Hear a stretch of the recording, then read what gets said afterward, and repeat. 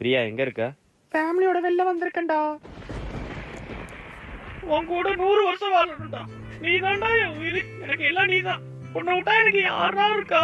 உன்னை தவிர என் லைஃப்ல வேற பையனே இல்லடா.